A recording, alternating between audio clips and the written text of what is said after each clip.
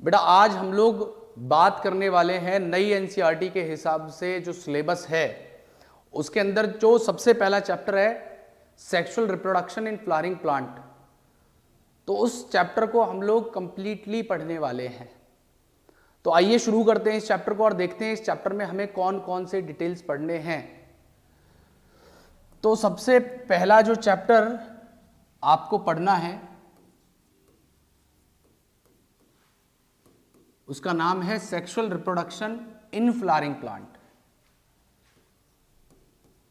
मतलब यहां पे हम लोग बात करने वाले हैं बेटा किस तरीके से फ्लावरिंग प्लांट्स सेक्सुअल रिप्रोडक्शन करते हैं। अब बेसिकली बात होनी है फ्लावरिंग प्लांट्स की। तो फ्लावरिंग प्लांट्स बेटा एंजियोस्पर्म्स भी कहलाते हैं। मतलब कहने का ये है कि एंजियोस्पर्म्स को ही हम लोग फ्लावरिंग प्लांट्स के नाम से जानते हैं। और इन एंजियोस्पर्म के अंदर हमें किसकी बात करनी है? हमें बात करनी है सेक्सुअल रिप्रोडक्शन की। देखिए सेक्सुअल रिप्रोडक्शन क्या होता है? वो प्रोसेस जहां पे दो अपोजिट सेक्स के पेरेंट्स का इन्वॉल्वमेंट होता हो और वहां पे दोनों पेरेंट्स जो कि अपोजिट सेक्स के थे वो गैमेट फॉर्म करते हो, गैमेट को ट्रांसफर करते हो और उन गैमेट का फ्यूजन या फर्टिलाइजेशन होता हो और जाइगोट की फॉर्मेशन होती हो, उस प्रोसेस को हम लोग सेक्सुअल रिप्रोडक्शन कहते हैं। तो सेक्सुअल रिप्रोडक्शन करने के लिए बेटा रिप्रोडक्टिव ऑर्गन्स का होना बहुत ज्यादा जरूरी है और इन एंजियोस्पर्म या फ्लावरिंग प्लांट के पास में एक रिप्रोडक्टिव यूनिट के तौर पे फ्लावर प्रेजेंट होता है। तो यहीं से कहानी शुरू होती है क्या कि इन फ्लावरिंग प्लांट्स के पास में या एंजियोस्पर्म के पास में क्या होता है? फ्लावर होता है जो इनका रिप्रोडक्टिव यूनिट होता है, जो इनका रिप्रोडक्टिव यूनिट के तौर पे एक्ट करता है। और इसी फ्लावर के अंदर आपको मेल रिप्रोडक्टिव पार्ट जो कि एंड्रोशियम होता है और फीमेल रिप्रोडक्टिव पार्ट जिसे हम लोग गाइनोशियम के नाम से जानते हैं वो दोनों मौजूद होंगे। तो फ्लावर क्या होता है? फ्लावर एक मॉडिफाइड शूट होती है बेटा। फ्लावर एक मॉडिफाइड शूट है या मॉडिफाइड स्टेम आप इसे कह सकते हो। अब मॉडिफाइड स्टेम ने फ्लावर की फॉर्मेशन कैसे की? तो इस बात को समझिएगा ऐसे। देखिए यहां पे आपने कभी पढ़ा हो तो जब भी सीड का जर्मिनेशन होता है तो उसमें दो चीजें होती हैं एम्ब्रियोनल एक्सिस में, एक प्लिम्यूल और एक रेडिकल। रेडिकल जनरली रूट की फॉर्मेशन कराता है और एक जो प्लिम्यूल वाला पार्ट है वो स्टेम की फॉर्मेशन कराता है। तो जब भी स्टेम ऊपर की तरफ ग्रो कर रही होती है तो उस स्टेम की टिप के ऊपर हमारा मौजूद होता है शूट एपिकल मेरिस्टम या आप कह सकते हो मेरिस्टमैटिक टिश्यूज जो यहाँ पे मौजूद होंगे। अब ये जो मेरिस्टमैटिक टिश्यूज हैं ये क्या करते हैं बेटा? ध्यान से सुनना, ये मेरिस्टमैटिक टिश्यूज इस तरीके से ऊपर की तरफ ग्रो करते हैं। तो जब ये मेरिस्टमैटिक टिश्यूज ये जनरली यहाँ पे है लेकिन कभी तो ये मेरिस्टमैटिक टिश्यू यहाँ पे मौजूद रहा होगा और ऐसे ग्रो करते हुए ऊपर गया होगा। तो ये मेरिस्टमैटिक टिश्यूज पीछे कुछ मेरिस्टमैटिक टिश्यूज रह जाते हैं, मतलब कुछ कुछ मेरिस्टमैटिक टिश्यूज पीछे छूटते चले जाते हैं और जहां जहां ये मेरिस्टमैटिक टिश्यूज छूटते हैं उन जगहों को हम लोग नोड के नाम से जानते हैं। ठीक है, उन जगहों को हम लोग नोड कहते हैं और इन्हीं नोड के बीच में जो स्पेस होता है उस स्पेस को हम इंटरनोड के नाम से जानते हैं। हम इस पॉइंट को या इन दो पॉइंट के बीच में जो स्पेस था उसे हम लोग इंटरनोड कहते हैं। अब इसी नोड वाले पॉइंट से आपकी या तो स्टेम बनता है या यहीं से लीव निकल सकती है या यहीं से फ्लावरल एक्सिस या फ्लावरल बड की फॉर्मेशन होती है।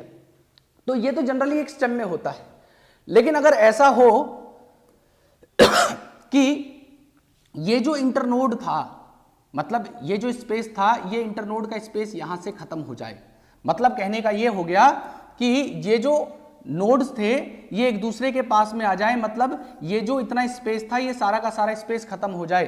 तो क्या होगा? ये सारे के सारे नोड एक दूसरे को इस तरीके से ओवरलैप कर लेंगे।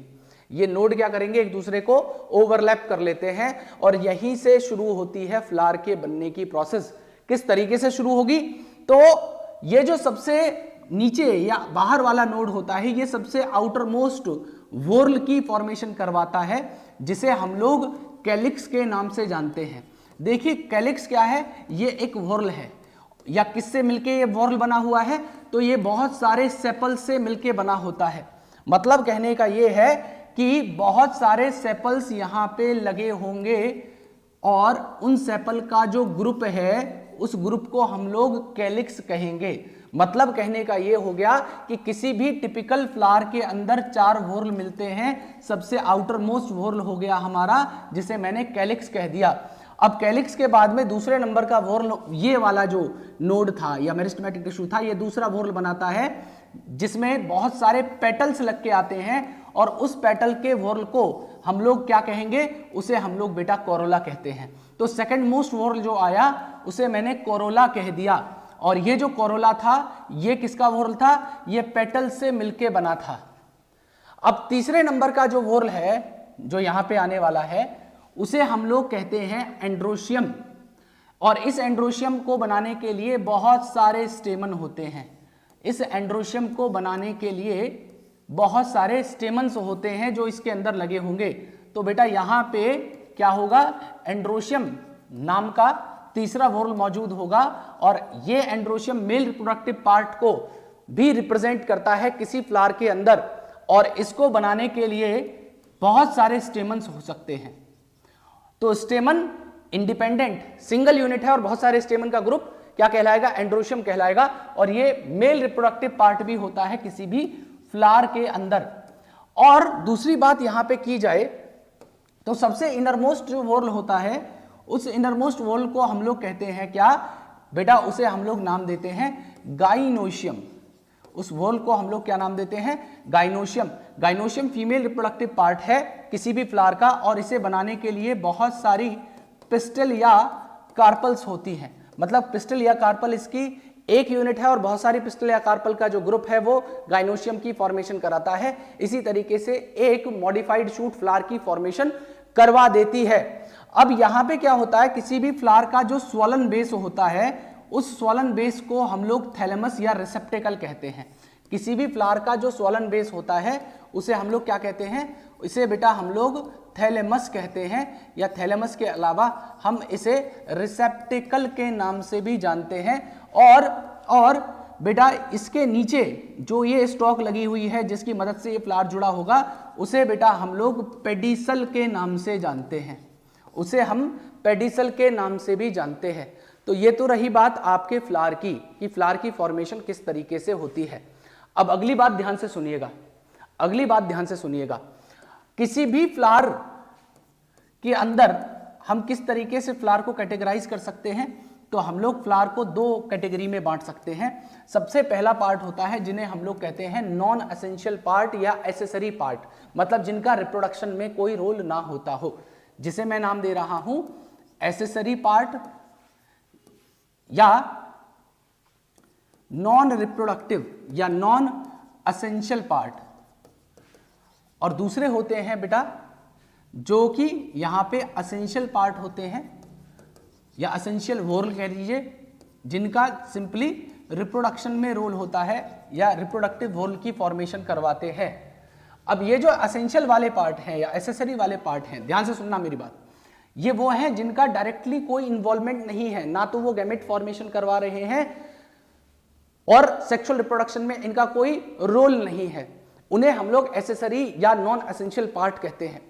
तो इसके अंदर बेटा सबसे आउटर मोस्ट व्हॉर्ल आता है जिसे हम लोग कैलिक्स कहेंगे और कैलिक्स को बनाने के लिए बहुत सारे सेपल्स होते हैं और सिमिलरली जो इससे अंदर वाला व्हॉर्ल है जिसे हम कोरोला कहते हैं, उस कोरोला को बनाएगा कौन बेटा, पेटल फॉर्म करेगा।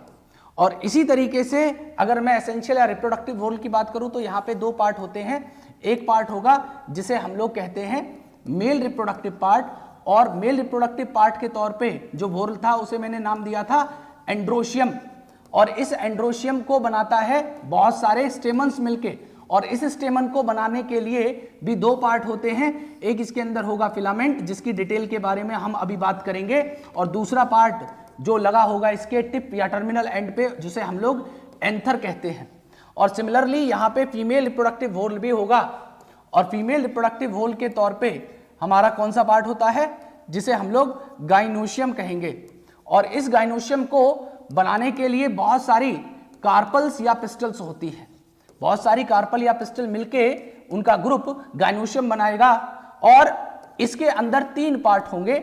सबसे अपर मोस्ट पार्ट होगा जिसे हम डिटेल में आगे पढ़ने वाले हैं, जिसे स्टिग्मा के नाम से जाना जाता है। और दूसरा यहां पे पार्ट होगा जिसे हम स्टाइल कहेंगे, और सबसे लोअर मोस्ट पार्ट होगा या बल्स्ट पार्ट होता है जिसे हम ओवरी कहते हैं। तो ये तो रही बात बेटा किसी भी फ्लावर की फ्लावर के अंदर कौन कौन से पार्ट्स लगे हो सकते हैं, ये तो हमने बात की। अब अगला जो पार्ट हम लोग पढ़ने वाले हैं वो ये है कि अगर कोई भी ऑर्गेनिज्म सेक्सुअल रिप्रोडक्शन करता है तो उसके सेक्सुअल रिप्रोडक्शन के इवेंट को हमने 3 कैटेगरीज में या 3 मेन इवेंट में बांटा हुआ है। वो इवेंट कौन कौन से हैं?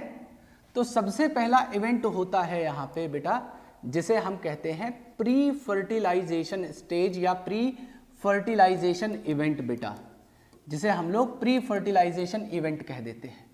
इसी तरीके से दूसरा इवेंट जो होता है उसे हम फर्टिलाइजेशन इवेंट कहते हैं। और फर्टिलाइजेशन इवेंट्स के अलावा जो लास्ट वाले इवेंट होते हैं उन्हें हम पोस्ट फर्टिलाइजेशन इवेंट कहते हैं। उन्हें हम पोस्ट फर्टिलाइजेशन इवेंट के नाम से जानते हैं। तो मेरी बात को ध्यान से समझिएगा। देखिए, फर्टिलाइजेशन वो इवेंट है जहां पे गैमेट का फ्यूजन होता हो या फर्टिलाइजेशन होता हो और जाइगोट की फॉर्मेशन होती हो। तो जाइगोट या फर्टिलाइजेशन गैमेट का होगा, तो पहले गैमेट का बनना तो जरूरी है, तभी तो गैमेट का फ्यूजन हो पाएगा। तो गैमेट का फॉर्मेशन होना और उस गैमेट का ट्रांसफर होना ही प्री फर्टिलाइजेशन इवेंट के अंदर आता है। तो हम यहां पे क्या बात करने वाले हैं? प्री फर्टिलाइजेशन इवेंट के अंदर हम लोग यहां पे सबसे पहले बात करेंगे कि गैमेट की फॉर्मेशन कैसे होती है। तो गैमेट की फॉर्मेशन को कराने के लिए अलग अलग पार्ट होते हैं। जैसे अगर मेल गैमेट बनेगा तो वो मेल रिप्रोडक्टिव पार्ट में बनेगा, और मेल रिप्रोडक्टिव पार्ट को हमें पहले पढ़ना होगा। तो सबसे पहला जो टॉपिक हम लोग यहाँ पे पढ़ने वाले हैं वो है मेल रिप्रोडक्टिव पार्ट। और उस मेल रिप्रोडक्टिव पार्ट को डिटेल में पढ़ने के बाद में हम लोग वहां पे बात करेंगे कि किस तरीके से मेल गैमेट की फॉर्मेशन होगी, जिसे हम माइक्रोस्पोरोजेनेसिस के नाम से जानेंगे या पढ़ेंगे। और सबसे पहला टॉपिक पढ़ने के बाद फिर ये पढ़ेंगे, फिर उसके बाद में जैसे यहाँ पे डिटेल में पढ़ेंगे मेल रिप्रोडक्टिव पार्ट को, उसी तरीके से फीमेल रिप्रोडक्टिव पार्ट को भी पढ़ा जाएगा। फीमेल रिप्रोडक्टिव पार्ट को भी पढ़ा जाएगा और वहां पे भी गैमेट फॉर्मेशन के प्रोसेस को पढ़ेंगे। जैसे यहाँ पे माइक्रोस्पोरोजेनेसिस हुआ या माइक्रोस्पोर की फॉर्मेशन हुई, इसी तरीके से फीमेल रिप्रोडक्टिव पार्ट में मेगास्पोरोजेनेसिस होगी या मेगास्पोर की फॉर्मेशन हो जाती है, या मेगास्पोर की फॉर्मेशन हो जाती है। अब दूसरी बात ध्यान से समझना, गैमेट फॉर्मेशन हुआ जिसमें मेल रिप्रोडक्टिव पार्ट पढ़ा, माइक्रोस्पोरोजेनेसिस पढ़ा, फीमेल रिप्रोडक्टिव पार्ट पढ़ा, मेगास्पोरोजेनेसिस पढ़ा। अब गैमेट तो बन गए लेकिन गैमेट का ट्रांसफर अभी तक नहीं हुआ है। तो दूसरा पार्ट जो हम लोग प्री फर्टिलाइजेशन इवेंट में पढ़ेंगे वो है गैमेट का ट्रांसफर। देखिए, जब तक गैमेट ट्रांसफर होके एक दूसरे की क्लोज प्रॉक्सिमिटी में नहीं आएंगे तब तक फर्टिलाइजेशन नहीं हो सकता। तो फर्टिलाइजेशन करने के लिए गैमेट्स का आसपास आना बहुत जरूरी है, और यहां पे गैमेट को पास में लाने के लिए प्लांट्स में एक स्पेशल मैकेनिज्म होता है जिसे हम पॉलिनेशन कहते हैं।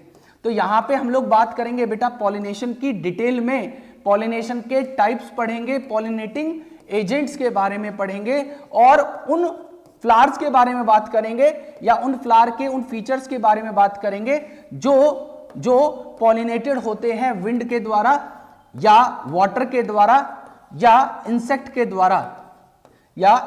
द्वारा। तो ये हमें डिटेल पढ़ने हैं प्री फर्टिलाइजेशन इवेंट के अंदर। अब प्री फर्टिलाइजेशन में गैमेट बन गया, गैमेट का ट्रांसफर हो गया, अब क्या होगा? इन गैमेट का फ्यूजन होगा या फर्टिलाइजेशन होगा।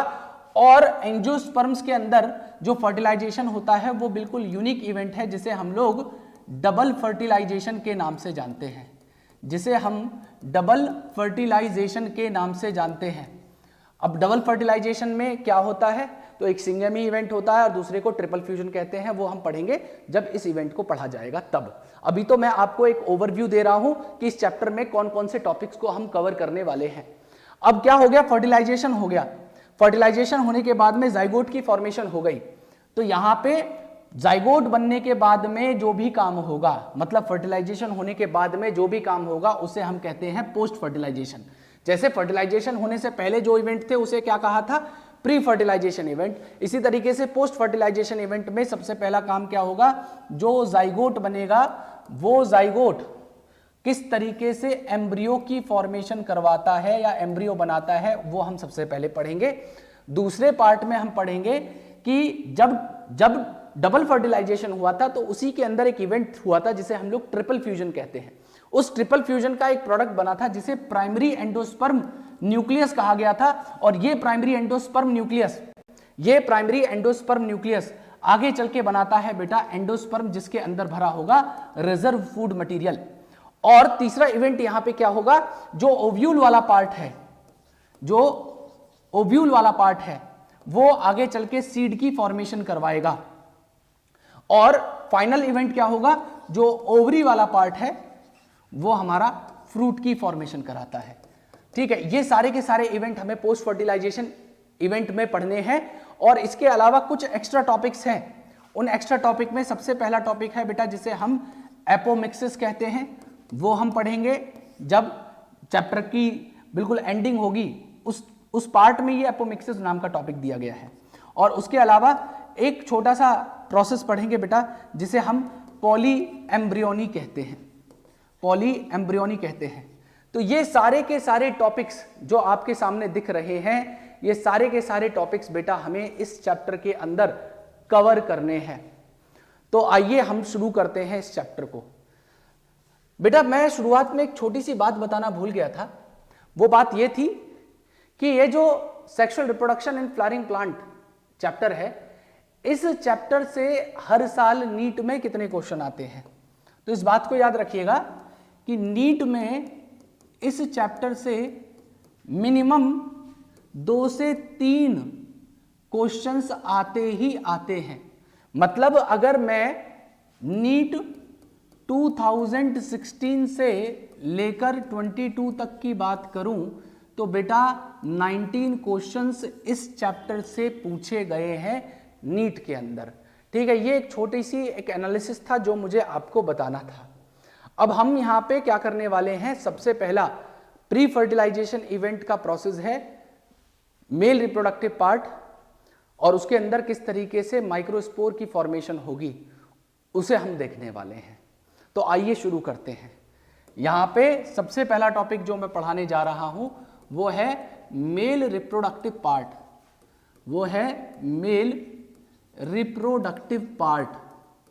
अब इस मेल रिप्रोडक्टिव पार्ट में हमें क्या क्या पढ़ना है, इस बात को ध्यान से समझिएगा।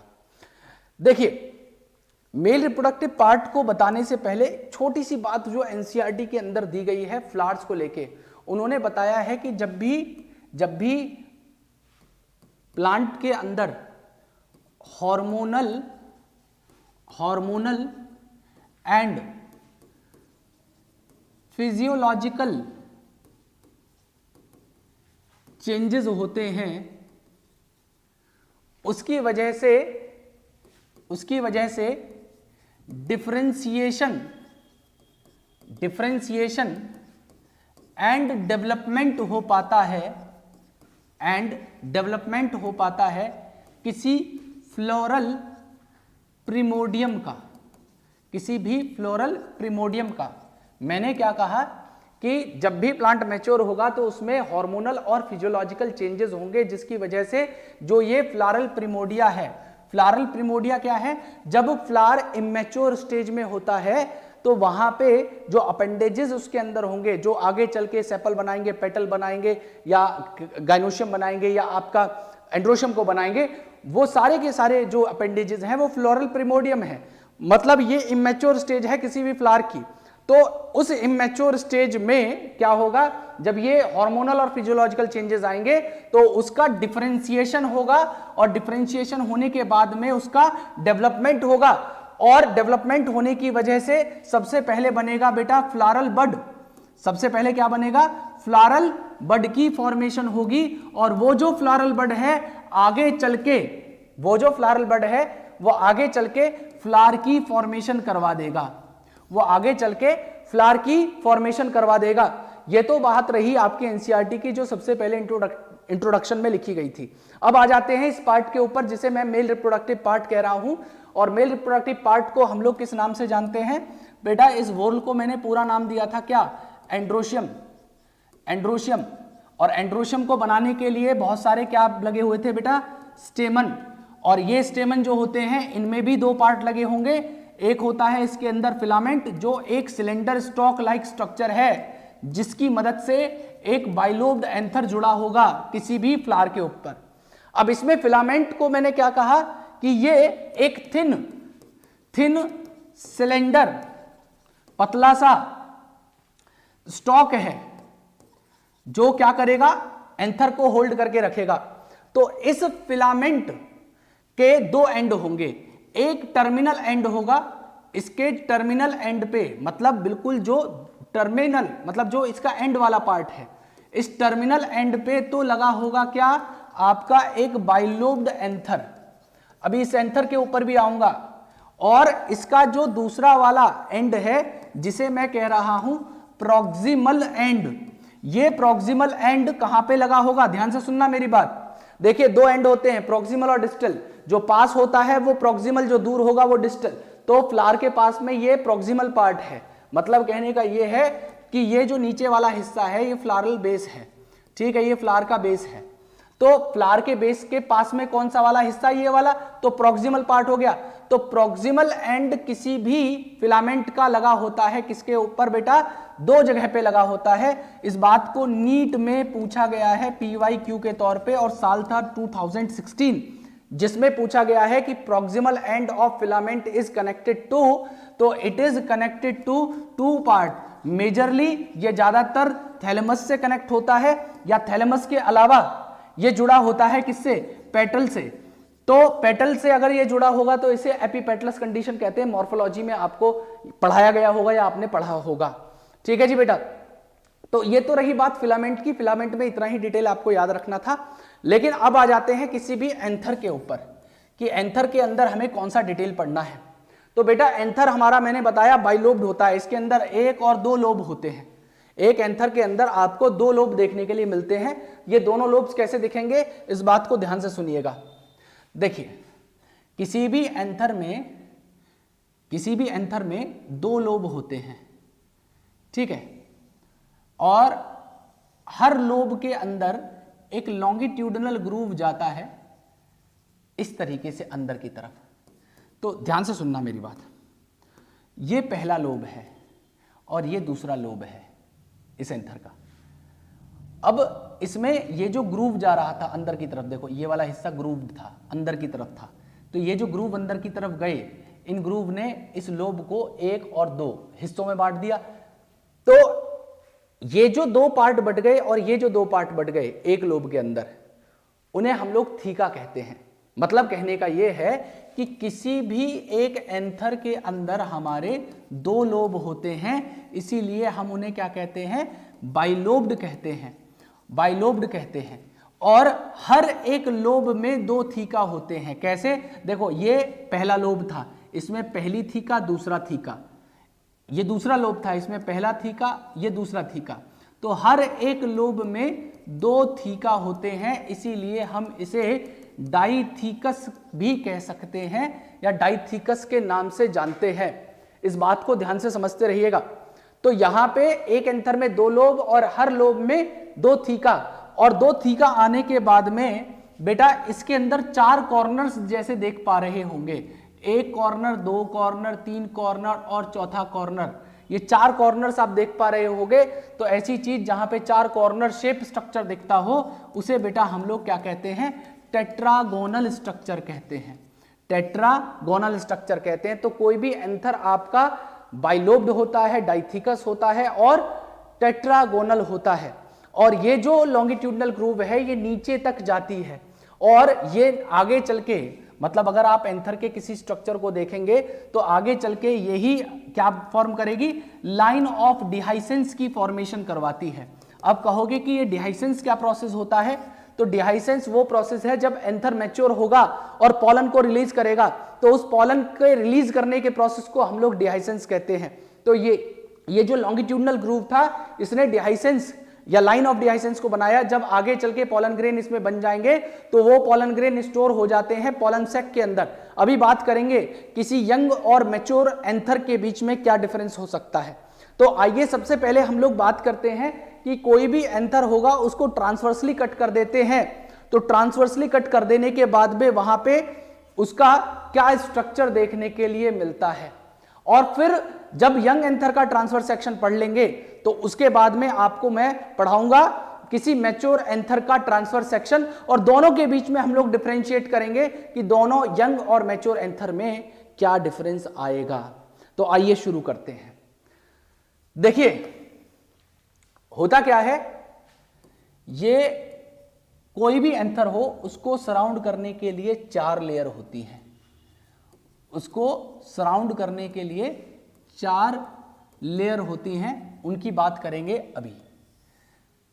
तो मैंने हेडिंग डाल दी है transverse section of young anther. तो यहां पे किसी भी एंथर में जो सबसे आउटर मोस्ट लेयर होगी बेटा, उस आउटर मोस्ट लेयर को हम लोग एपिडर्मिस के नाम से जानते हैं, जो सबसे बाहर वाली लेयर होती है। और ये देखिए, ये जो सबसे बाहर वाली लेयर थी इसे मैं एपिडर्मिस कह रहा हूं।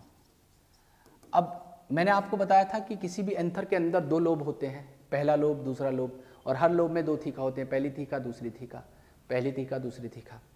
तो ये लोब जिस पॉइंट पे जुड़े हुए होते हैं उस पॉइंट को बेटा हम लोग नाम देते हैं क्या, कनेक्टिव। जिस पे ये दोनों लोब जुड़े होते हैं उसे हम लोग क्या कहेंगे, कनेक्टिव कहेंगे। तो यहाँ पे क्या होता है बेटा, एपिडर्मिस के नीचे एक दूसरी लेयर आएगी, उस लेयर को हम लोग नाम देते हैं एंडोथीशियम। मैंने क्या बोला, सबसे बाहर एपिडर्मिस थी, एपिडर्मिस के बाद में कौन सी लेयर आती है, एपिडर्मिस के बाद में दूसरी लेयर आती है जिसे हम लोग क्या नाम देते हैं बेटा, हम इसे नाम दे रहे हैं एंडोथीशियम। और एंडोथीशियम के बाद में जो थर्ड लेयर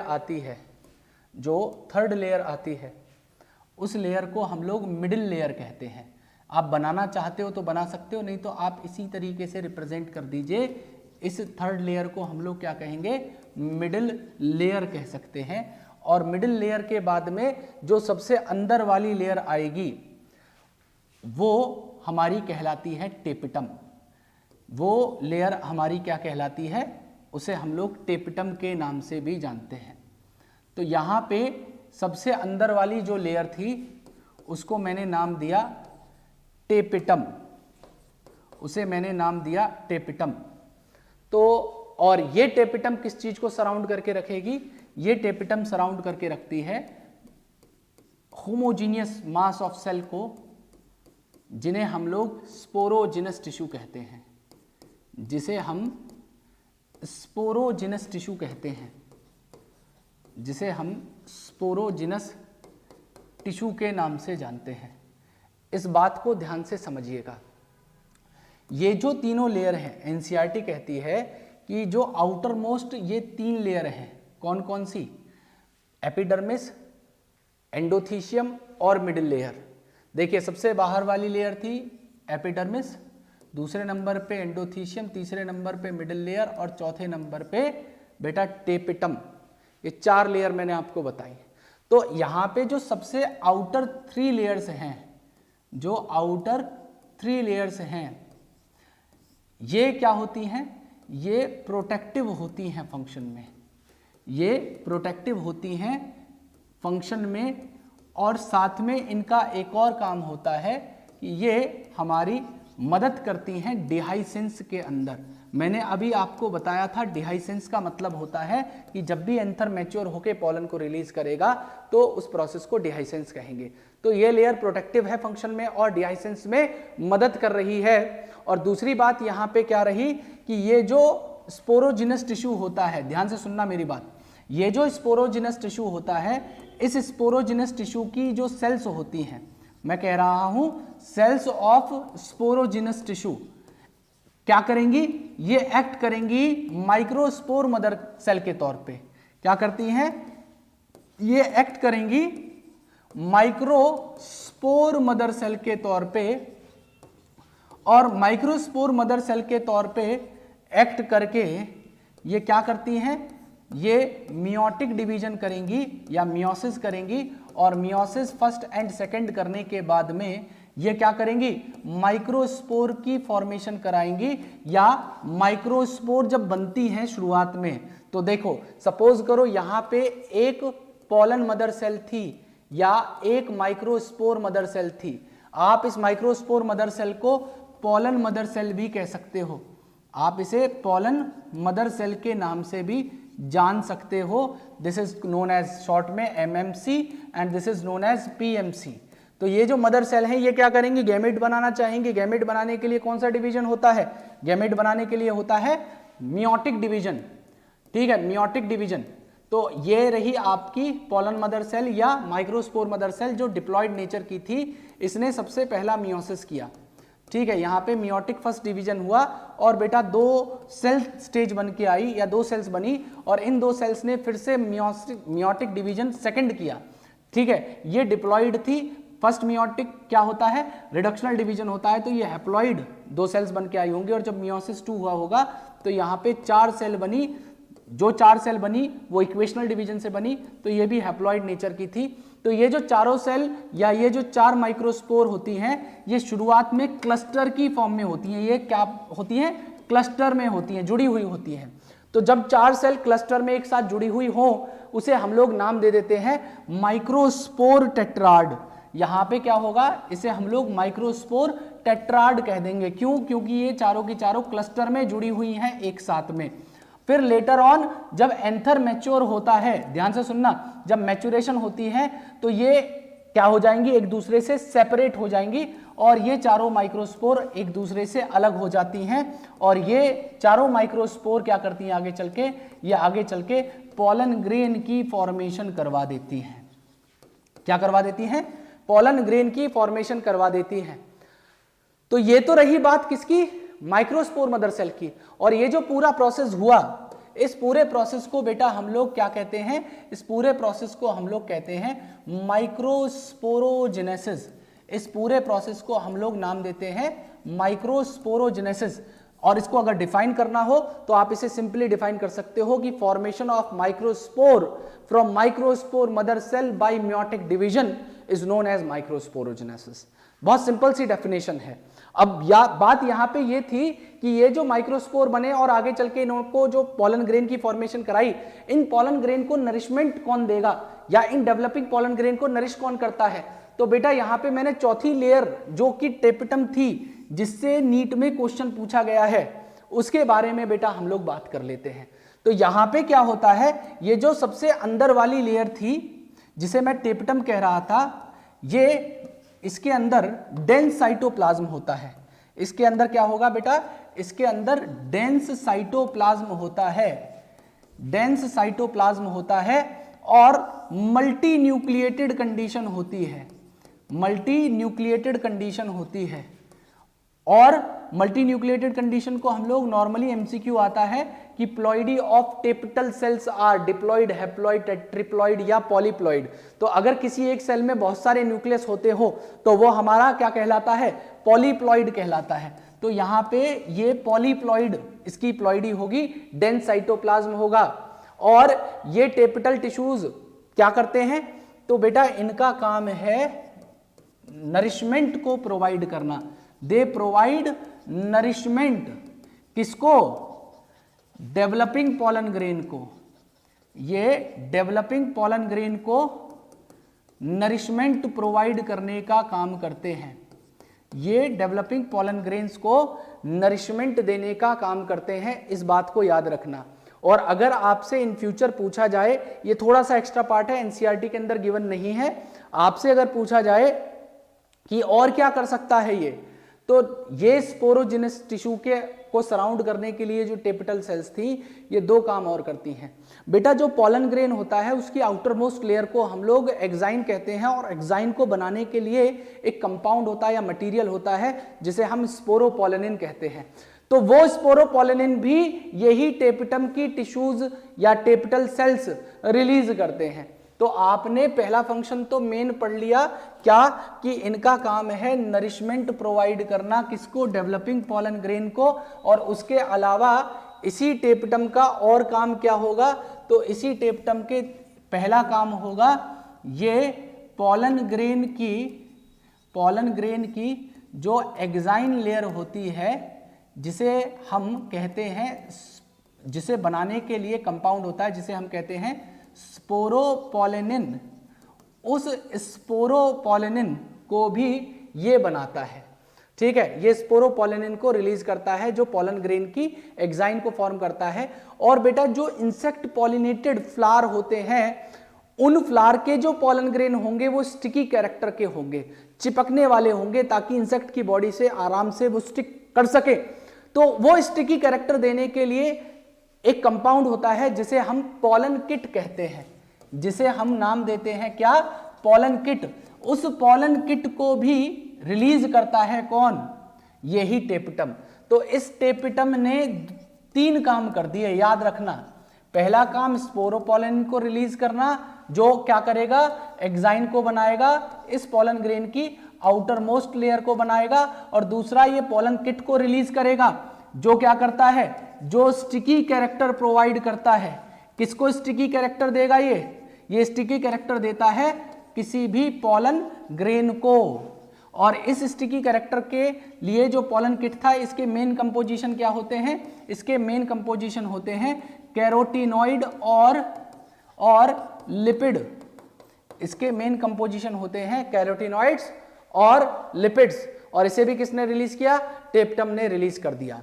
अब वापस आ जाते हैं किसके ऊपर, अपने स्ट्रक्चर के ऊपर, क्या, जो हमने ट्रांसवर्स सेक्शन पढ़ा था यंग एंथर का। तो बेटा यहां पे क्या हुआ, ये जो पूरा एक पार्ट था, इस पूरे हिस्से को हम लोग माइक्रोस्पोरेंजिया कह देते हैं। इसको हम लोग नाम देते हैं माइक्रोस्पोरेंजिया। तो किसी भी एंथर में 4 माइक्रोस्पोरेंजिया होते हैं, इसीलिए एंथर आपका क्या हो जाता है, एंथर आपका टेट्रास्पोरेंजिएट भी कहलाता है। जिसके अंदर 4 माइक्रोस्पोरेंजिया मिलती हो उसे हम क्या कहेंगे, टेट्रास्पोरेंजिएट, बिकॉज इट कंटेन 4 माइक्रोस्पोरेंजियाज। ठीक है, ये 4 माइक्रोस्पोरेंजियाज को कंटेन करके चलता है। ठीक है, और ये जो माइक्रोस्पोरेंजिया ये सिंगुलर टर्म है, अगर बहुत सारी माइक्रोस्पोरेंजिया होती हैं तो उन्हें हम माइक्रोस्पोरेंजियम कह देते हैं। अगर एक है तो माइक्रोस्पोरेंजिया और बहुत सारी हैं तो माइक्रोस्पोरेंजियम। और एक एंथर के अंदर जनरली 4 माइक्रोस्पोरेंजिया होती हैं, तो उस कंडीशन को हम लोग क्या कहेंगे, टेट्रास्पोरेंजिएट कंडीशन नाम दे देंगे। बेटा इस बात को आप थोड़ा सा याद रखिएगा। तो हमारा एंथर क्या हो गया, बाइलोब्ड हो गया, डाइथिकस हो गया, टेट्रागोनल हो गया और टेट्रास्पोरेंजिएट हो गया। ये डिटेल्स आपको याद होने चाहिए। ठीक है जी। तो अब ये तो रही बात आपके पॉलन ग्रेन के या एंथर के स्ट्रक्चर की। अब ये तो मैंने आपको यंग एंथर बताया, तो किसी भी यंग एंथर में आपको क्या मिलती है, माइक्रोस्पोरेंजिया मिलती है। और अगर मैं इसी को कंपेयर कर दूं किससे, किसी मैच्योर एंथर से, अगर मैं इसे किसी मैच्योर एंथर से कंपेयर कर दूं तो आपको क्या मिलेगा, देखिए किसी भी यंग एंथर में माइक्रोस्पोरेंजिया मिलेंगी, लेकिन लेटर ऑन क्या होता है, ये जो माइक्रोस्पोरेंजियाज के अंदर स्पोरोजिनस टिश्यू भरा हुआ था, ये तो मियोटिक डिवीजन करके पॉलन ग्रेन को बना चुका होगा, तो ये तो कंप्लीटली खत्म हो जाएगा। और वो जो पॉलन ग्रेन बने होंगे, वो पॉलन ग्रेन को स्टोर करने के लिए क्या होता है, पॉलन सैक नाम की चीज होंगी। तो आपको किसी भी यंग एंथर के अंदर माइक्रोस्पोरेंजियाज मिलते हैं। और मैच्योर एंथर में क्या मिलेगा, मैच्योर एंथर के अंदर कोई माइक्रोस्पोरेंजिया नहीं मिलती, कोई माइक्रोस्पोरेंजिया नहीं मिलती। Instead of microsporangia they contain what, pollen sac. इन पॉलन सैक्स के अंदर क्या भरे होंगे, इनके अंदर भरे होंगे पॉलन ग्रेन, इनके अंदर भरे होंगे पॉलन ग्रेन। और दूसरी बात क्या डिफरेंस होगा, देखिए यंग एंथर के अंदर आपको 4 लेयर मिल रही थी, एपिडर्मिस, एंडोथीशियम, मिडिल लेयर और टेपिटम। लेकिन बेटा ये जो टेपिटम वाली लेयर थी एक नरिशमेंट प्रोवाइड करने का काम कर रही थी, और साथ में नरिशमेंट देने में इस मिडिल लेयर का भी काम होता है। तो किसी भी यंग एंथर में चारों की चारों लेयर इंटैक्ट होती हैं, लेकिन मैच्योर एंथर में चारों लेयर नहीं होंगी, क्योंकि जो टेपिटम है और मिडिल लेयर है ये यूज्ड अप हो जाती है। तो आपको किसी मैच्योर एंथर में केवल क्या मिलेगी, वहां पे एपिडर्मिस और एंडोथीशियम मिलती है, और वहां पे मिडिल लेयर और टेपिटम एब्सेंट होगी। इस बात को याद रखना होगा। तो दूसरा डिफरेंस आपको क्या याद रखना होगा, मैच्योर एंथर में केवल 2 लेयर मिलेंगी। कौन कौन सी लेयर मिलेंगी, एक मिलेगी बाहर वाली एपिडर्मिस और दूसरी लेयर यहां पे कौन सी होगी, दूसरी लेयर होगी हमारी एंडोथीशियम।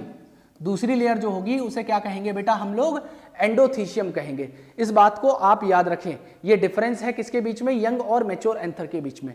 अब हमारा देखिए यहाँ पे माइक्रोस्पोर बन गया है या पोलन ग्रेन बन गया है। इस पोलन ग्रेन के स्ट्रक्चर की बात कर लेते हैं कि किसी भी पोलन ग्रेन का स्ट्रक्चर कैसा हो सकता है। तो ध्यान से समझिएगा, किसी भी पोलन ग्रेन के स्ट्रक्चर की बात करें तो उस पोलन ग्रेन के बाहर 2 लेयर्स होती हैं। उन 2 लेयर्स में सबसे जो आउटर मोस्ट लेयर होगी, उस आउटर मोस्ट लेयर को हम लोग एक्साइन के नाम से जानते हैं, और जो उससे अंदर वाली लेयर होगी, जो इनर लेयर होगी, उस लेयर को बेटा हम इंटाइन कहते हैं। उस लेयर को हम इंटाइन कहते हैं। मतलब कहने का ये हो गया कि ये एक पोलन ग्रेन था। इस पोलन ग्रेन में ये सबसे अंदर वाली लेयर है जिसे मैं क्या कह रहा हूं, जिसे मैं इंटाइन कह दे रहा हूं, और जो इसको बाहर से सराउंड कर रही है उस लेयर को मैं एक्साइन कह रहा हूं। ठीक है जी। तो ये इंटाइन हो गई, इसके बाहर क्या हो गया, एक्साइन हो गई। इस एक्साइन को बनाने के लिए एक कंपाउंड था जिसके नाम मैंने थोड़ी देर पहले लिया था, जो कि टेपिटम द्वारा रिलीज किया जा रहा था। उसको हम लोग स्पोरोपोलिनिन कह रहे थे। तो ये जो बाहर वाली लेयर है एक्साइन, इसको कौन बना रहा है, इसको एक मोस्ट रेजिस्टेंट ऑर्गेनिक मटेरियल जो इस धरती का है, जिसे हम स्पोरोपोलिनिन कहेंगे। मैंने क्या कहा, it is the most resistant organic material known.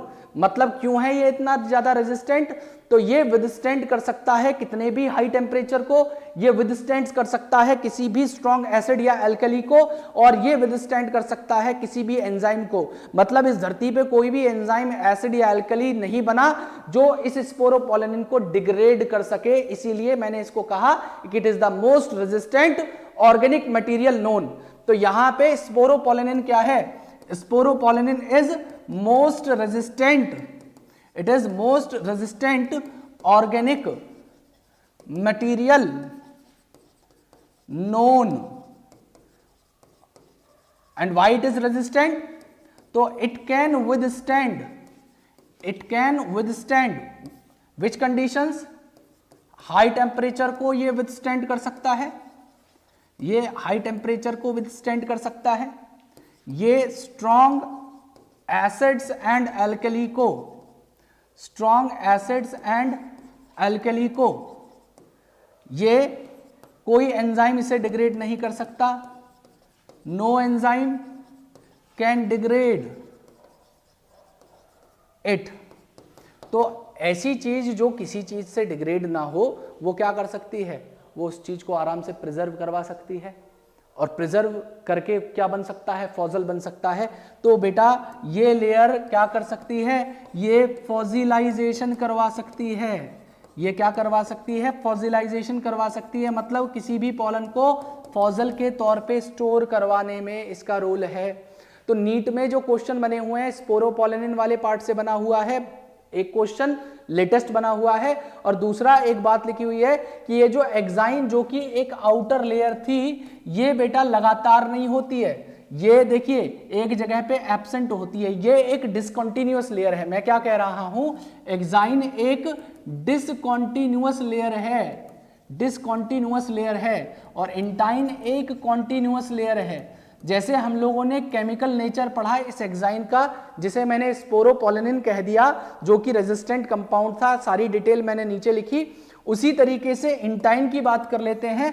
तो ये जो इंटाइन होगा, ये इंटाइन को बनाने के लिए बहुत सिंपल, जो सेल वॉल के अंदर प्रेजेंट होता है कंपाउंड पैक्टिन, और दूसरा सेलुलोज मौजूद होता है।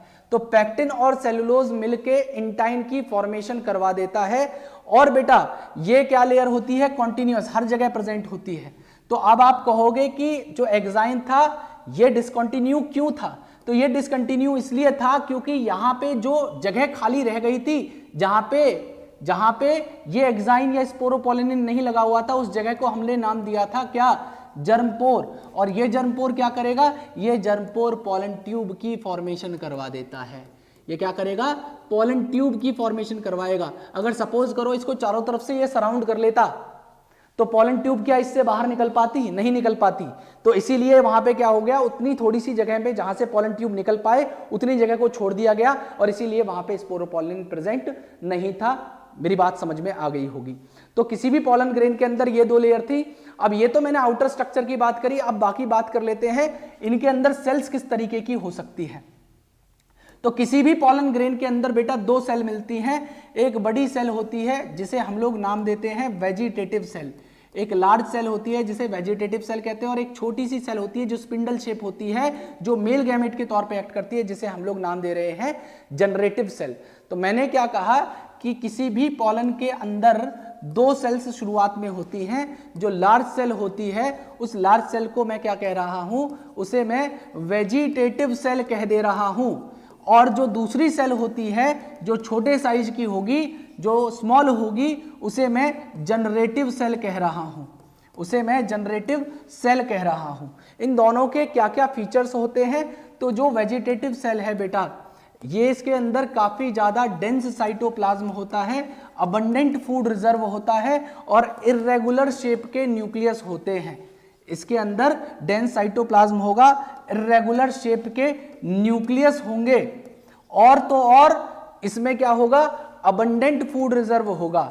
इसमें क्या होगा, अबंडेंट फूड रिजर्व होगा। ये किस चीज में काम आने वाला है, तो ये काम आने वाला है बेटा पोलन ट्यूब फॉर्मेशन में। मतलब ये जो वेजिटेटिव सेल है इसका रोल क्या है कि ये जो पोलन ट्यूब बनेगी, इस पोलन ट्यूब को बनाने के लिए जो एनर्जी चाहिए वो इन अबंडेंट फूड रिजर्व से जाती है। तो ये वेजिटेटिव सेल पोलन ट्यूब की फॉर्मेशन भी करवाएगा, ये पोलन ट्यूब की फॉर्मेशन भी करवाएगा। अब दूसरी जो सेल होती है जिसे मैंने जनरेटिव सेल कहा, ये कैसी होती है, तो बेटा ये स्पिंडल शेप होती है।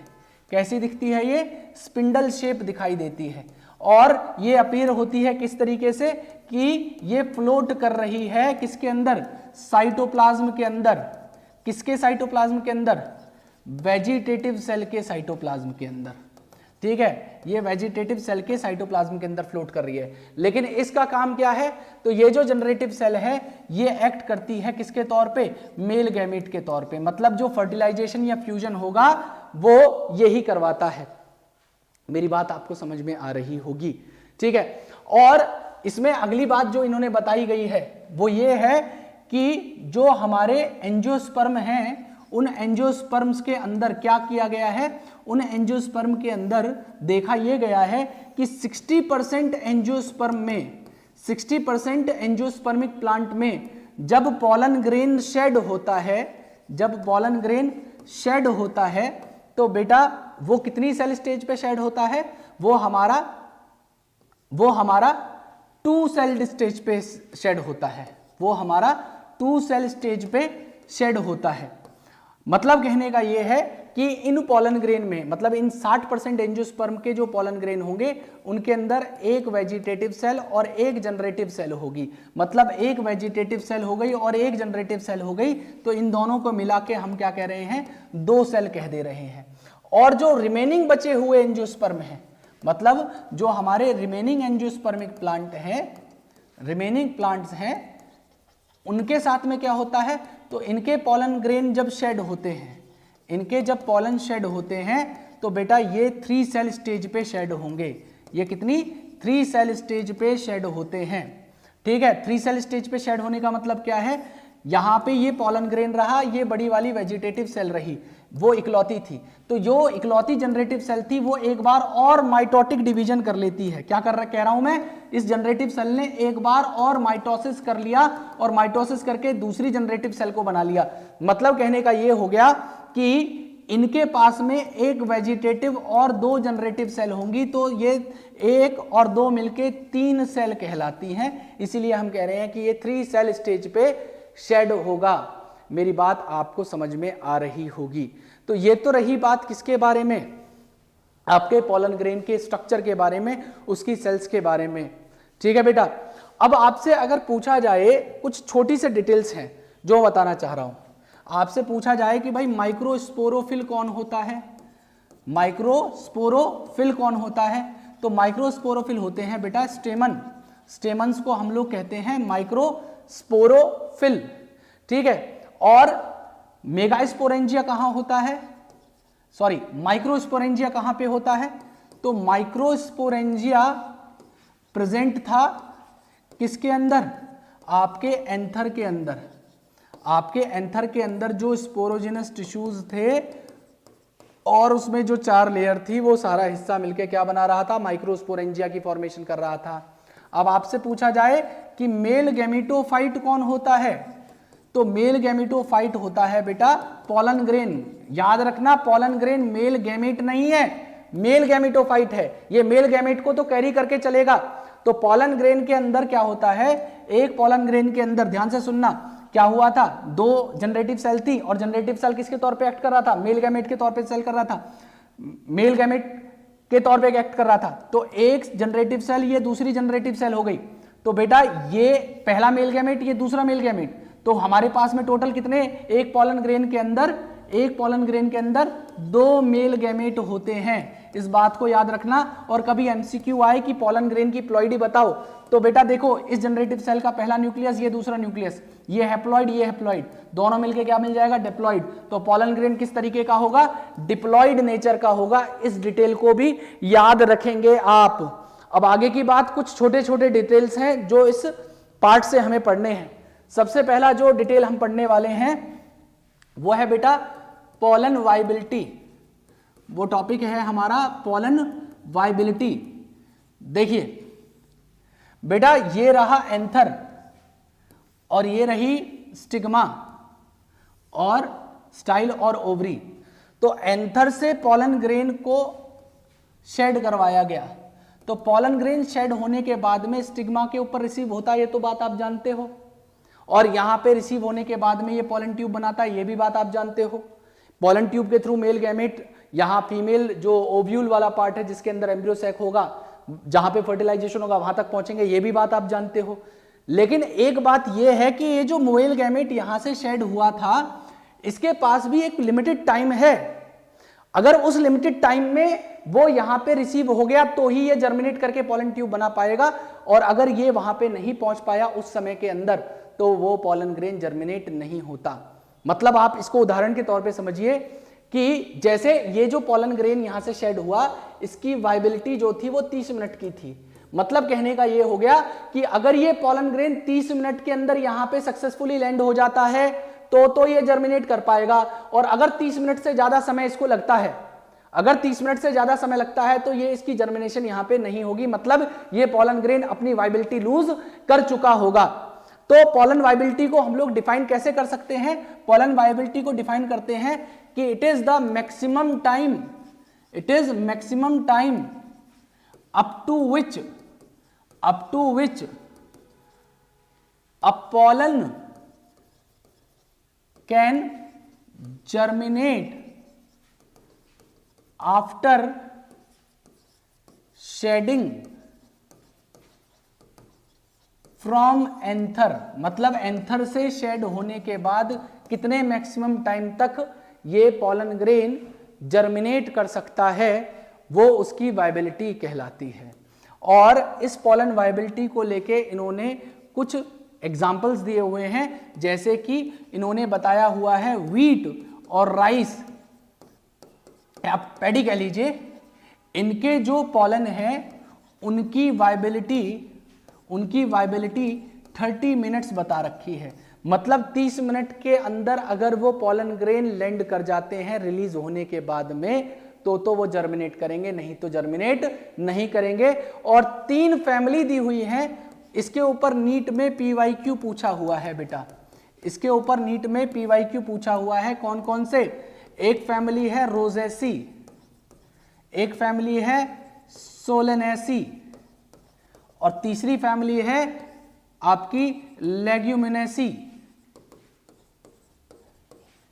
इन तीनों की जो वाइबिलिटी है, इन तीनों फैमिली के जो पॉलन ग्रेन होंगे, इनके जो वाइबिलिटी है वो अप टू मंथ्स तक बताई गई है, वो अप टू मंथ्स तक बताई गई है। और दूसरी बात यहां पे की गई है क्या, कि किसी भी पॉलन की जो वाइबिलिटी है वो डिपेंड करेगी किसके ऊपर, पॉलन वायबिलिटी डिपेंड करती है किसके ऊपर, वहां का प्रिवेलिंग टेम्परेचर और ह्यूमिडिटी कैसी है, वहां पे प्रिवेलिंग टेम्परेचर और ह्यूमिडिटी कैसी है। मतलब कहने का ये है कि अगर बेटा टेम्परेचर कम हो जाता है तो पॉलन वायबिलिटी क्या हो सकती है, एक्सटेंड हो सकती है। मैंने कहा अगर टेम्परेचर कम हो जाता है तो पॉलन की जो वायबिलिटी है वो क्या हो सकती है, वो एक्सटेंड हो सकती है।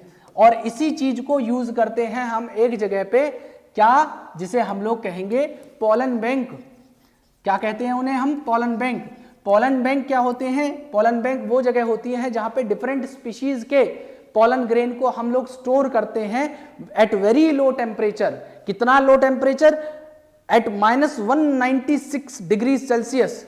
और उस -196 डिग्री सेल्सियस टेम्परेचर को प्रोवाइड करता है कौन, लिक्विड नाइट्रोजन।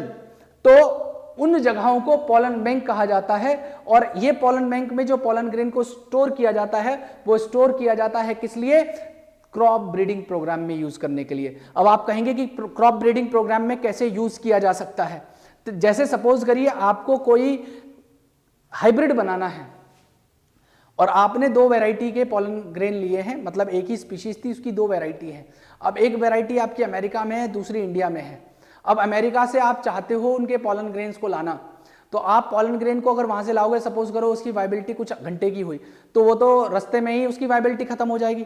तो आप वहां के पॉलन ग्रेन को यहाँ इंडिया में लाने के लिए क्या करेंगे, उसको लिक्विड नाइट्रोजन में डाल के लेके आएंगे। लिक्विड नाइट्रोजन क्या करेगा, उसकी पॉलन वायबिलिटी को क्या कर देगा, एक्सटेंड कर देगा। और आप उसे आसानी से इंडिया के अंदर लाके क्या कर सकते हैं, उसको आप आर्टिफिशियली हाइब्रिडाइज करा के अपना जो भी आप एक्सपेरिमेंट करना चाहते हैं या हाइब्रिड बनाना चाहते हैं या किसी भी प्रोग्राम के अंदर आप उसे इस्तेमाल कर सकते हैं। तो पॉलन बैंक क्या होते हैं, पॉलन बैंक बेटा वो जगह होती हैं जहां पे हम क्या करेंगे, स्टोर करेंगे किसको, पॉलन को, किसके, डिफरेंट स्पीशीज के पॉलन को। ठीक है, तो where we store pollens of different species at very low temperature, कितना low temperature, at -196 degree Celsius. And इसको प्रोवाइड कौन करेगा, इसको प्रोवाइड करेगा लिक्विड नाइट्रोजन। इसको प्रोवाइड कौन करेगा, लिक्विड नाइट्रोजन इसे प्रोवाइड करेगा। और इसको यूज कहाँ किया जाएगा, तो इसको एप्लीकेशन है इसकी क्रॉप ब्रीडिंग प्रोग्राम्स के अंदर बेटा। किसके अंदर, क्रॉप ब्रीडिंग प्रोग्राम के अंदर इसकी एप्लीकेशन होती है। ठीक है, ये तो रही बात आपके पॉलन बैंक की। अब इसमें एक छोटा सा अगला टॉपिक आता है क्या, जिसे हम कहते हैं पॉलन एलर्जी। पॉलन एलर्जी, तो बेटा यहाँ पे बताया गया है कि कुछ स्पीशीज, और उन स्पीशीज में से एक स्पीशीज का नाम दिया गया है पार्थेनियम, जिसे कैरेट ग्रास के नाम से जाना जाता है। तो इन स्पीशीज जो कि पार्थेनियम है, उसको इंडिया में इंट्रोड्यूस किया गया था इंपोर्टेड वीट के साथ में। तो होता क्या है कि जब भी कोई स्पीशीज बाहर से आती है, मतलब दूसरे देशों से लाई जाती है, हमारे देश में नहीं पाई जाती, तो ऐसी स्पीशीज को एग्जॉटिक स्पीशीज, फॉरेन स्पीशीज या एलियन स्पीशीज कह दिया जाता है। तो जब भी कोई स्पीशीज बाहर से लाई जाएगी, उसका हमारे नेटिव या लोकल जगह पे कोई कॉम्पिटिटर नहीं होता और ना उसका कोई नेचुरल प्रेडेटर होता। तो उसको कंपटीशन देने के लिए कोई दूसरा प्लांट नहीं है और उसको खाने के लिए कोई हर्बीवोर नहीं है। तो ऐसी कंडीशन में वो प्लांट क्या करता है, एक्सपोनेंशियली ग्रो करता है, और एक्सपोनेंशियली ग्रो करके अपनी पॉपुलेशन को बहुत ज्यादा बढ़ा लेता है। अब दिक्कत बढ़ाने से नहीं है, दिक्कत है इनके पॉलन ग्रेन से। इनके जो पॉलन ग्रेन होंगे वो पॉलन ग्रेन एलर्जिक होते हैं और कुछ क्रोनिक रेस्पिरेटरी डिसऑर्डर्स को कर सकते हैं, जैसे कि ब्रोंकाइटिस और अस्थमा। ठीक है, तो यहां पे मैं क्या लिख रहा हूं, पॉलन एलर्जी के अंदर मैं लिख रहा हूं कि pollen grains of few species, और उस फ्यू स्पीशीज में नाम किसका दिया हुआ है, नाम दिया हुआ है यहां पे पार्थेनियम का, जिसे हम क्या कहते हैं, कैरेट ग्रास कहते हैं। इसको आपने देखा होगा, स्टार शेप के इसके छोटे छोटे से फूल होते हैं। ये क्या होते हैं, इनके पॉलन ग्रेन एलर्जिक होते हैं, एलर्जिक होते हैं और क्या कर सकते हैं, ये क्रोनिक रेस्पिरेटरी डिसऑर्डर कर सकते हैं, क्रोनिक रेस्पिरेटरी डिसऑर्डर को कर सकते हैं। और बेटा ध्यान से सुनिएगा मेरी बात, उन क्रोनिक रेस्पिरेटरी डिसऑर्डर में नाम दिया गया है किसका, ब्रोंकाइटिस, ब्रोंकाइटिस, और दूसरा नाम दिया हुआ है किसका बेटा, अस्थमा। तो ये दो डिसऑर्डर कर सकते हैं। और इस पार्थेनियम को इंट्रोड्यूस कैसे किया गया था, तो it was introduced in India, it was introduced in India with imported wheat, with imported wheat. तो मैंने आपको बताया जो भी स्पीशीज बाहर से आएगी, जो भी स्पीशीज बाहर से लाई गई, जैसे सपोज करो ये अमेरिका है और ये इंडिया है, तो इंडिया के अंदर अमेरिका से सपोज करो ये पार्थेनियम को लाया गया, तो पार्थेनियम बाहर की स्पीशीज थी, मतलब बाहर से जो आती हो उसे क्या कहते हैं, एग्जॉटिक स्पीशीज, या उसे क्या कहते हैं, फॉरेन स्पीशीज, या उसे हम लोग क्या कहते हैं, एलियन स्पीशीज। ये स्पीशीज को लाया गया इंडिया में, तो इंडिया के अंदर क्या था, इस पार्थेनियम का कोई कॉम्पिटिटर नहीं था, कोई कॉम्पिटिटर नहीं था या कंपटीशन नहीं था, और ना ही इनका कोई नेचुरल प्रेडेटर था। तो जब भी कोई स्पीशीज का नेचुरल प्रेडेटर या कॉम्पिटिटर ना हो, ऐसी कंडीशन में ये स्पीशीज क्या करेंगी, ये स्पीशीज अपनी पॉपुलेशन को बढ़ाती चली जाएंगी। ठीक है जी। और इसमें एक छोटा सा एक लास्ट टॉपिक बचा हुआ है जिसे हम लोग कहते हैं पॉलन टैबलेट या पॉलन सिरप्स। देखिए होता क्या है, कुछ स्पीशीज के पॉलन ग्रेन रिच होते हैं न्यूट्रिएंट्स में, तो वो पॉलन ग्रेन जो न्यूट्रिएंट में रिच हैं, वो पॉलन ग्रेन जो न्यूट्रिएंट में रिच हैं, उन पॉलन ग्रेन को क्रश करके क्या किया जा सकता है, उनको क्रश करके उनकी टैबलेट्स बनाई जा सकती हैं, या उनको सिरप के तौर पे यूज़ किया जा सकता है, उनको सिरप के तौर पे यूज़ किया जा सकता है। इस बात को ध्यान से समझिएगा। और दूसरी बात यहाँ पे ये है बेटा, दूसरी बात यहाँ पे ये है कि उनको ज़्यादातर फूड सप्लीमेंट के तौर पे यूज़ किया जाता है। और वेस्टर्न कंट्रीज़ में एक ट्रेंड है कि इन टैबलेट्स या सिरप्स को यूज़ करते हैं कौन, उनको यूज़ कराया जाता है एथलीट्स द्वारा या रेस हॉर्सेस द्वारा, ताकि उनकी परफॉर्मेंस इंप्रूव हो सके। तो यहाँ पे आपको क्या डिटेल याद रखना है, आपको डिटेल यहाँ पे रखना है याद कि pollen grain of few species are rich in nutrients, क्या होते हैं, न्यूट्रिएंट में रिच होते हैं। तो जो पॉलन ग्रेन न्यूट्रिएंट में रिच होते हैं, उन पॉलन को क्या किया जा सकता है, उन पॉलन को या तो टैबलेट की फॉर्म में या सिरप की फॉर्म में यूज किया जा सकता है फूड सप्लीमेंट के तौर पे। इसमें भी नीट PYQ बना हुआ है, और जो पार्थेनियम वाली बात थी उसके ऊपर भी नीट में PYQ बना हुआ है, जो अभी जस्ट पहले पढ़ाई है। और वेस्टर्न कंट्रीज में क्या किया जाता है, इन वेस्टर्न कंट्रीज बेटा, इन वेस्टर्न कंट्रीज ये जो पॉलन टैबलेट या सिरप्स हैं, इन टैबलेट्स या सिरप को यूज किया जाता है किसके लिए, इम्प्रूव करने के लिए परफॉर्मेंस को, क्या करने के लिए, इम्प्रूव करने के लिए परफॉर्मेंस को, किसके, रेस हॉर्सेस और एथलीट्स। तो एथलीट्स और रेस हॉर्सेस की परफॉर्मेंस को इम्प्रूव करते हैं ये पॉलन टैबलेट या सिरप्स, जिन्हें हम लोग फूड सप्लीमेंट के तौर पे यूज़ कर रहे हैं। क्यों, क्योंकि ये न्यूट्रिएंट में काफ़ी ज़्यादा रिच होते हैं। तो ये पूरा का पूरा मेल रिप्रोडक्टिव पार्ट बेटा हमने यहाँ पे ख़त्म किया। अब इससे अगले पार्ट में मैं आपको पढ़ाऊँगा फीमेल रिप्रोडक्टिव पार्ट। बाकी इस पूरी वीडियो को आप ध्यान से देखिएगा। मिलते हैं आपसे अगली वीडियो में। जय हिंद, जय भारत।